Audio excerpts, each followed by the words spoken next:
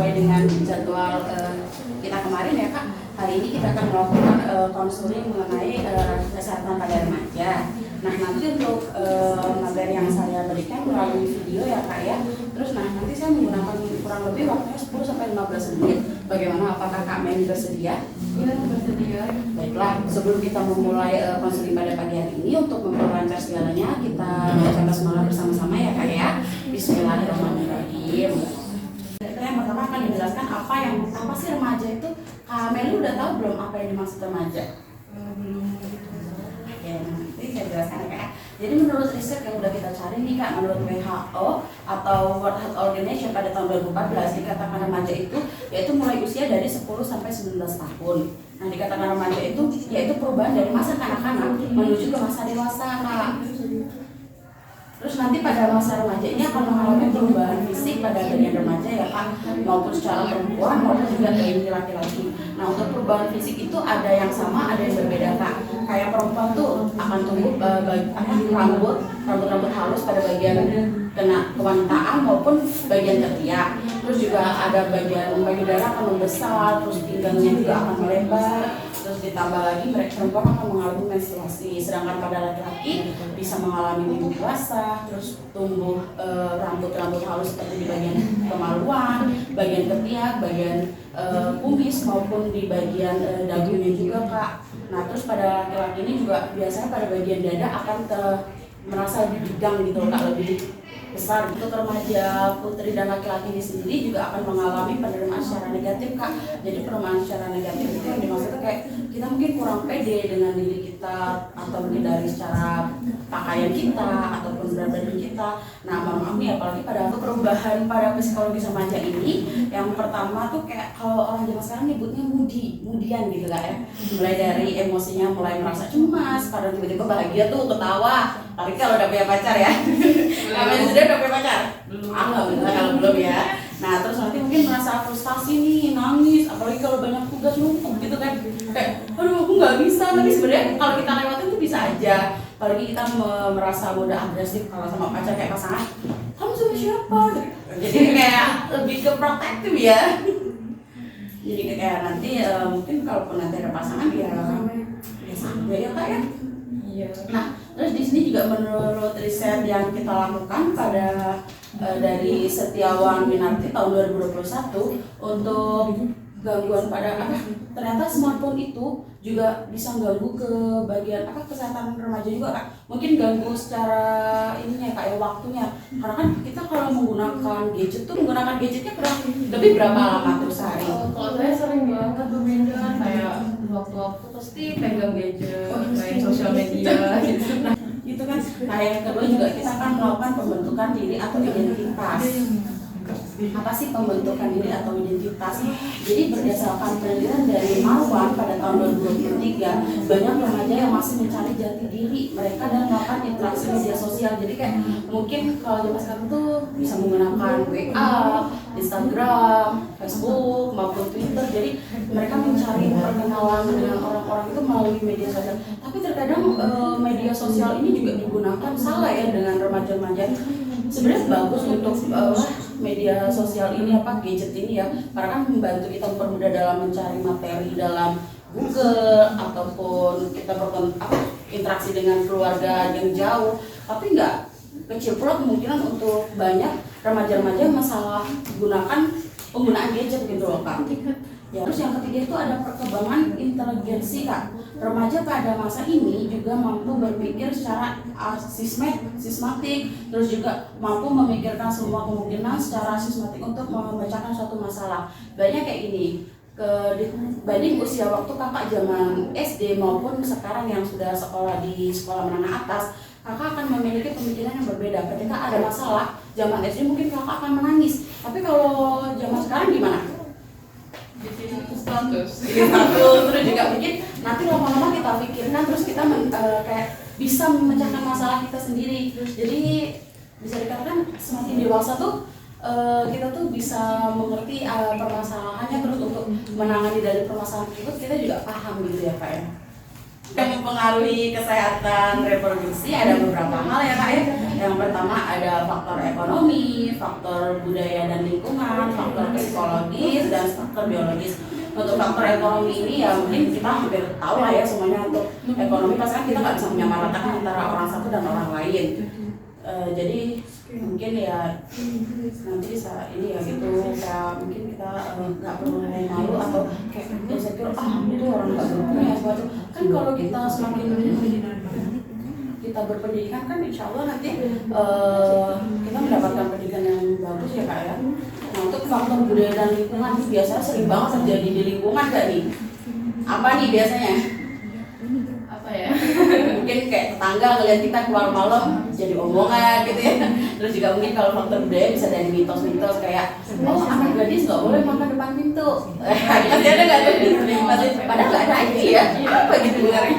Tapi ya karena kita tinggal di lingkungan tetangga ya mau nggak mau kita terkadang harus mengikuti kepercayaan dan adat istiadatnya yang masih masuk akal. Tapi kalau kayak udah nggak masuk akal ya mungkin bisa kita lawan juga ya untuk dijelaskan. Untuk faktor psikologis ini sama yang tadi kayak saya jelaskan ya kemudian itu tadi jadi kayak emosional kita, kadang suka nangis, suka emosi marah-marah gitu, kadang ketawa, senyum, jadi kayak orang gila ya kalau misalnya bilang ya, masa tiba-tiba ketawa, tiba-tiba nangis, tiba-tiba sedih gitu. Nah untuk faktor biologis ini biasanya kecacatan Kak, jadi mungkin dari biasa bawaan lahir atau mungkin dari cacat kayak misalnya kecelakaan atau apa. Nah untuk masalah kesehatan reproduksi pada remaja ini nanti ada beberapa hal ya Kak, mungkin masalahnya itu yang pertama tuh ada IMS. IMS itu infeksi menular seksual. Nah di IMS itu infeksi menular seksual dapat menyerang organ kelamin seseorang dan sebagian besar ditularkan melalui hubungan seksual. Jadi penyakit menular seksual akan lebih beresiko ketika kita melakukan hubungan seksual secara ganti-ganti pasangan. Jadi kayak ibaratnya gini Kak, kita punya pasangan ini misal. Nah ternyata ketika kita mempunyai hubungan pasangan ini kita melakukan hubungan di luar menikah gitu loh Kak, kayak hubungan suami istri. Nah kita kan nggak tahu nih sebelumnya kayak pasangan kita sebelumnya tuh apakah sudah pernah melakukan dengan orang lain atau udah beberapa kali. Kalau ini katanya suka beli jajan di pinggir-pinggir gitu kayak pinggir kota atau ini ya Kak, dampaknya bisa buka cuma IMS sih, bisa ke HIV juga gitu Kak, semakin lama juga. Nah untuk berdasarkan hasil penelitian dari Aulia dan Utami pada tahun 2022 mengatakan bahwa remaja perempuan yang tamat SMA memiliki tingkat pengetahuan berkategori baik dibandingkan dengan remaja yang memiliki latar pendidikan yang mungkin tidak tamat SMA atau di bawah SMP. Jadi kayak gini Kak, ibaratnya kalau kita semakin kita berpendidikan biasanya kan kita akan mendapatkan wawasan-wawasan baru dari dosen ataupun dari guru-guru SMA. Jadi kayak biasa ada perbedaan pemikiran antara yang masih sekolah dan tidak bersekolah. Kayak mungkin ketika di sekolah kan kita kan diberikan kayak pembentukan jati diri ke apa namanya itu ke pemimpinan dasar ya. Nah terus juga KTD ya itu ya. Nah terus juga nanti kita diajarkan mengenai narkoba, terus juga diajarkan mengenai apa namanya ini hubungan seksual ini juga. Jadi kan kayak penanganannya supaya kita tidak terjadi. Nah sedangkan untuk anak yang mungkin tidak bersekolah biasanya malah mereka mungkin di jalanan itu karena udahlah hidup udah kayak gini ya udah kenapa lagi harus apa lagi yang pukul. Jadi kayak malah mereka berpikir kayak ya udah orang udah kayak gini lanjut aja gitu ya. Padahal kan itu pemikiran yang mungkin kurang tepat. Nah ini tadi Kak yang saya katakan HIV.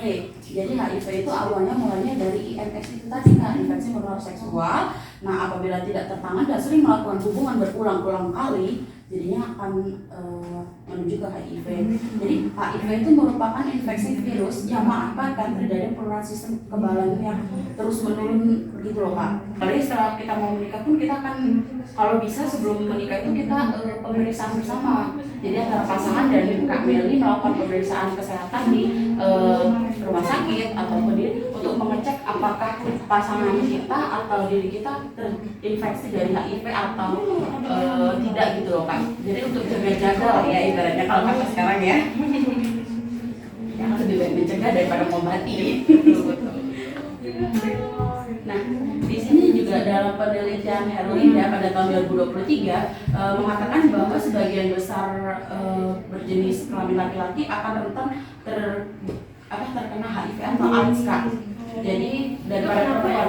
Nah, ini saya jelaskan. Jadi kenapa dikatakan laki-laki itu lebih rentan? Yang pertama kan laki-laki itu kalau mereka melakukan hubungan itu kan tidak akan kelihatan bekasnya ya. Kalau perempuan kan ada bekasnya, kalau laki-laki enggak. Jadi kayak mereka merasa, oh aku nggak ada bekas, ya udah aku bebas aja gitu loh ngelakuin hubungan sama siapapun. Terus ditambah lagi, kadang kan untuk laki-laki ini berpikiran kalau mereka capek kayak udahlah aku mau jajan di luar aja. Nah mereka ketika jajan di luar atau membeli wanita-wanita malam, mereka kan nggak tahu yang saya katakan tadi ya, mereka nggak tahu kalau perempuan-perempuan itu sudah dengan siapa saja dan orang mana saja. Iya kalau masih ya itu tadi kalau mereka kebagian apesnya ketemu perempuan yang ternyata sudah terinfeksi, jadi kayak mereka baru pertama kali ternyata mereka juga terkena infeksi itu tadi Kak. Jadi kayak sayang banget gitu loh. Nah selanjutnya ini ada perilaku seks peranikan. Sudah tahu belum Kak mengenai perilaku seks peranikan? Peranikan itu apa? Jadi seks peranikan ini yaitu remaja cenderung ingin berpetualang menjajah segala sesuatu dengan hal baru Kak. Kayak misalnya itu kan memang tuh awalnya tuh kayak coba-coba yang melakukan hubungan di luar suami istri, terus juga mengenai kehamilan di luar pernikahan. Nah itu yang dikatakan perilaku seks peranikan gitu Kak. Jadi berkaitan dengan pola seksual antara pasangan gitu. Tapi dilakukan sebelum mereka melakukan pernikahan secara sah atau secara di mata agama juga gitu. Teman-temannya gimana nih? Satu angkatan gimana? Udah ada yang menikah atau udah ada yang atau belum ada yang menikah? Udah ada ya. Kemarin. Ya padahal harusnya kayak kalau bisa masuk bareng-bareng, keluar juga bareng-bareng, tapi ya mungkin mereka memilih jalan sendiri. Ya itu tadi kenapa harus pendidikan seks itu kesehatan reproduksi itu diwajibkan untuk anak-anak remaja zaman sekarang, karena yang ditakutkan itu tadi mereka awalnya coba-coba malah keterusan gitu Kak. Nah untuk dampak dari seks pranikah ini ada beberapa ya Kak. Yang pertama saya katakan tadi kehamilan yang tidak diinginkan atau kehamilan di luar pernikahan. Terus yang kedua ada aborsi atau menggugurkan janin, dan yang ketiga ada meninggalkan resiko IX tadi Kak, infeksi menular seksual. Karena baru pertama kali dengan pasangan tapi nggak tahu ternyata pasangan sudah terinfeksi, malah kena ke dia sendiri gitu loh. Nah untuk ini saya akan menjelaskan yang pertama untuk kehamilan remaja ya Pak ya.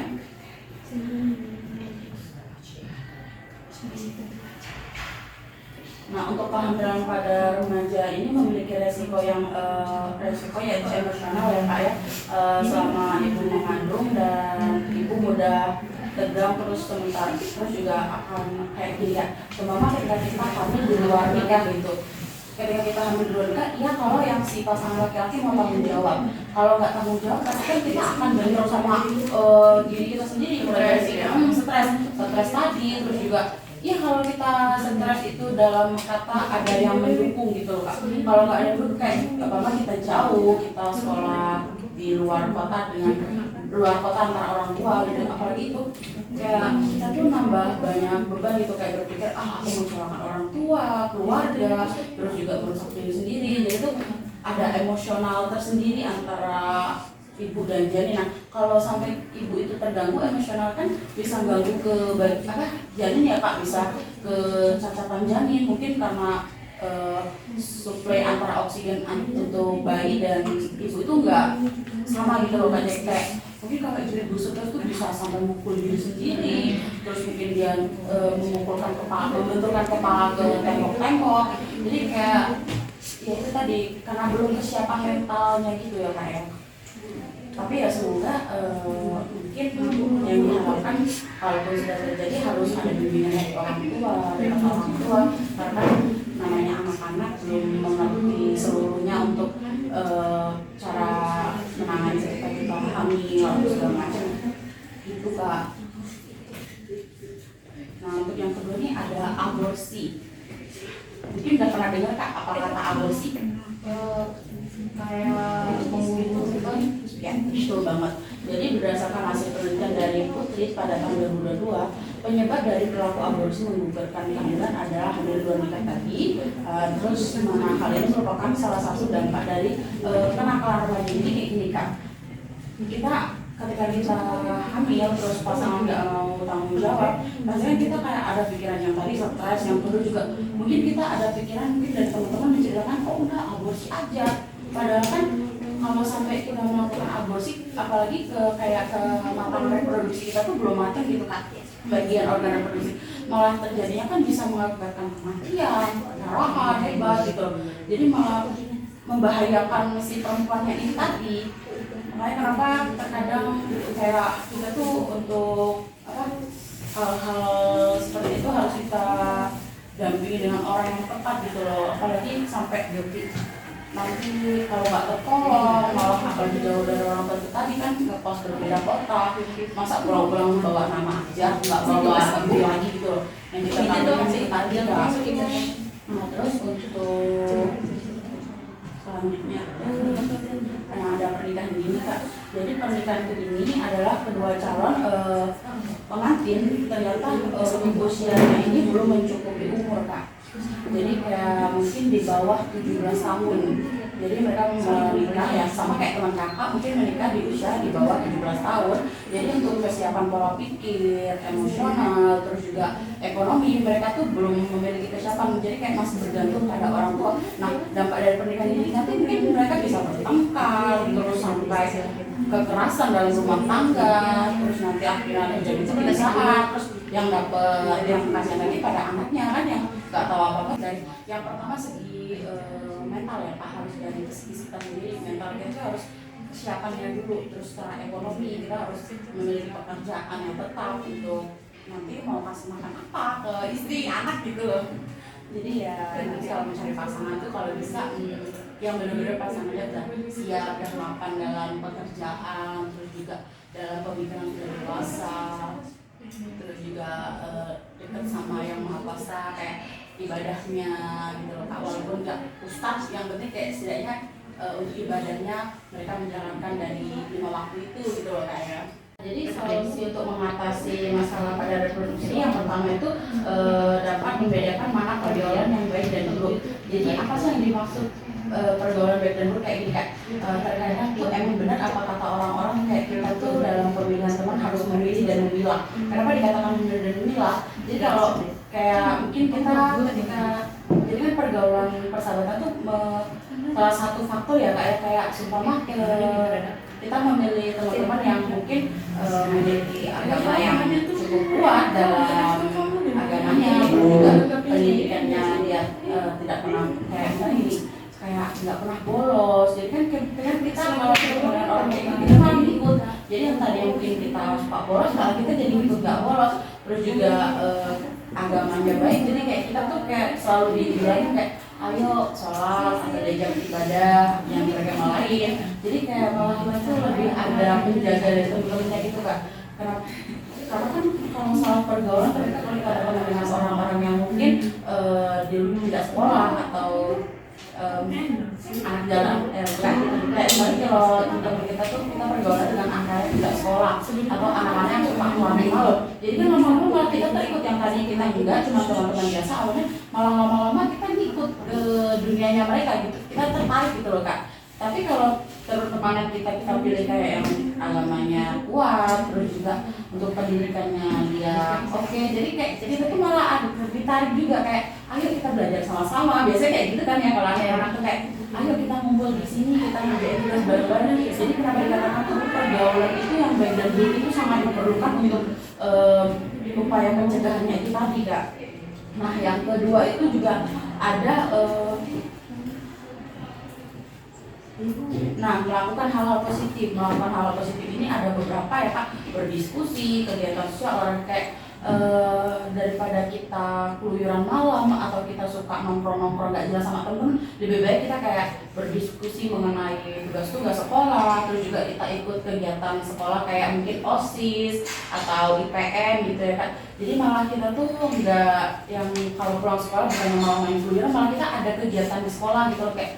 Jadi itu memberikan dampak positif untuk kakak sendiri, jadi nggak kayak main HP di rumah yang kali kakak tadi jelaskan ya, hampir 24 jam nih Bu. Waduh, kalau bisa ya dikurangin kayak mungkin sehari bisa 7 atau 5 jam gitu. Kalau 24 jam ya terlalu ini ya, malah ganggu juga, nanti matanya malah jadi sakit atau minus gitu loh Pak. Sebenarnya bukan 24 jam sih, kayak kalau udah selesai kegiatan di Oh, rumah terus main HP gitu ya. berlanjutan gitu, nggak Aduh. lupa kegiatan. Jadi kayak kalau karena HP itu kita kurang komunikasi sama keluarga juga gitu. Jadi malah fokus ke HP. Zaman sekarang aja kalau dulu tuh suka nonton TV bareng-bareng, TV animatif yang kalau sekarang beda Sekarang yang TV yang animatif. Iya, nah, karena ya itu dampak negatif dari gadget gitu. Tapi ada juga dampak positifnya, kayak kita bisa komunikasi sama keluarga yang jauh, lagi beda pulau gitu ya.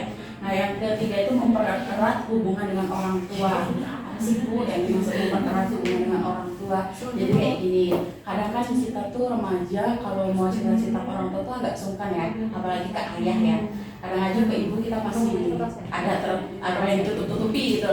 Nah kenapa harus mempererat, kayak kalau bisa memang kita tuh harus terbuka sama orang tua Kak, kayak ada masalah apa kita cerita, karena kan orang tua tuh mungkin lebih banyak makan pahit asamnya dunia gitu loh, kehidupan. Jadi mereka tuh lebih ngerti cara menangani atau mengatasi masalah-masalah yang mungkin kita tuh belum pernah di masalah itu, tapi ketika kita ceritakan ke orang tua kita tuh dapat solusi kayak oh jangan gitu. Nah apalagi kayak kita cerita tentang sahabat nih, misalnya kita berantem sama sahabat, pasti orang tua kan menyarankan kayak jangan gitu. Dulu mama juga atau papa pernah kayak gitu, malah sampai sekarang kita nggak tahu, lebih baik maaf-maafan. Jadi lebih mempererat hubungan orang tua supaya kayak ya itu tadi kita dapat arahan dari mereka. Terus juga tadi kenapa harus kurangi gadget, kayak ketika makan di ruang makan atau di meja makan lebih sering ngobrol, terus di depan TV bisa sering ngobrol sambil sharing-sharing. Ketika duduk-duduk sampai sore biasanya itu kan sambil ngeteh-ngeteh atau duduk-duduk makan cemilan bisa sambil ngobrol. Jadi kayak antara komunikasinya itu lebih banyak gitu loh Kak, nggak kayak masa bodoh cuek-cuekan gitu loh. Orang tua tuh kalau bisa banget ya Pak ya. Yang keempat itu memberikan pendidikan seks terhadap anak. Jadi kayak dengan ditanamkannya pendidikan seks, anak akan lebih tahu pikirannya untuk dunia luarnya gitu loh Kak. Kayak kalau kita kalau mungkin orang tua yang kurang memberikan pendidikan seks atau dari sekolah nggak memberikan pendidikan seks, malah jatuhnya anak-anak itu keponya tuh kalau bukan yang pengen tahu positif, malah keponya tuh melakukan gitu loh Kak, hal-hal yang negatif tadi, kayak coba-coba dulu terus nanti malah keterusan gitu loh. Apalagi perempuan ya Kak ya, sangat harus hati-hati banget, karena kan kalau perempuan tuh kelihatan gitu loh. Kalau laki-laki itu kan ya udahlah ya masa bodoh gitu, kayak gak kelihatan juga gitu kan. Makanya kalau untuk perempuan tuh kadang harus lebih hati-hati banget gitu loh Kak. Nah mungkin itu yang bisa saya sampaikan. Kita udah sampai di ujung nih Kak ya dari konseling yang kita lakukan tadi. Nah mungkin di sini nanti saya akan melakukan beberapa pertanyaan untuk kita mengulang lagi nih, apakah Kak Meli masih mengingat yang saya katakan tadi atau enggak. Mungkin yang pertama saya mau tanya mengenai apa ya, untuk emosional dalam remaja tuh sekarang gimana? Kayak kemudian coba kadang nangis sendiri, ketawa-ketawa sendiri, atau ya seperti apa ya, emosionalnya tuh nggak terkendali gitu. Biasanya kalau marah suka marahnya tuh beneran gitu. Bercanda temennya malah jadi marah. Iya, bercanda tapi jadi beneran. Kalau untuk perubahan fisik sendiri pada perempuan apa aja nih Kak perubahannya? Fisik tadi menstruasi ya, menstruasi, terus kayak apa sih, pinggul dan payudara membesar. Oh ya, terus tumbuh untuk laki-laki tadi kan tumbuh apa namanya, janggut gitu. Kalau perempuan tadi tumbuh bulu di sekitar kemaluan sama ketiak. Iya betul banget. Nah terus untuk penanganan yang ini kita bahas kayak tadi, kayak solusi supaya menghindari kenakalan remaja itu tadi apa aja tuh Kak? Melakukan hal positif, terus apa namanya, lebih dekat dengan orang tua, lalu memilih teman yang baik dan yang buruk, maksudnya yang bisa membedakan teman baik dan teman baik. Ya, yang terakhir Yang terakhir itu tadi pendidikan. seks. Iya, betul banget. Dari keluarga. Paham banget ini kan, Kak Meli. Jadi kalau bisa nanti diterapkan dalam keseharian, terus juga kalau seumpama ada yang mungkin kurang tahu bisa hubungi langsung ke kontak saya, bisa langsung datang atau via WA. Insya Allah kalau saya lagi slow pasti langsung saya respon. Kalaupun enggak nanti mungkin akan saya tetap balas di hari yang sama, cuman mungkin waktunya agak berbeda. Jadi kalau nanti Bapak ada apa-apa, mau tanya lagi ada yang lupa, boleh via Japri WA, boleh langsung datang ke sini, nanti saya bantu jelaskan lagi. Gimana nih, ada lagi nggak yang mau ditanyain? Udah sih, udah jelas. Alhamdulillah. Oke, untuk hari ini kita cukupkan dulu konseling di hari ini. Untuk selanjutnya kalau ada jadwal bisa kita atur lagi. Nah, sebelum kita mengakhiri konseling hari ini, kita ucapkan, kan kita awali dengan bismillah bersama-sama. Nah, sekarang kita akhiri dengan alhamdulillah bersama-sama ya Kak ya. Alhamdulillah ya alamin. Terima kasih untuk waktu Kak Meli untuk mendengarkan konseling dari saya, dan juga terima kasih Kak Meli sudah paham akan konseling yang saya berikan. Selain waktu kita bertemu lagi. Ya, terima kasih ya Kak ya. Hati-hati loh di jalan ya. Terima kasih Bu. Ya, sama-sama.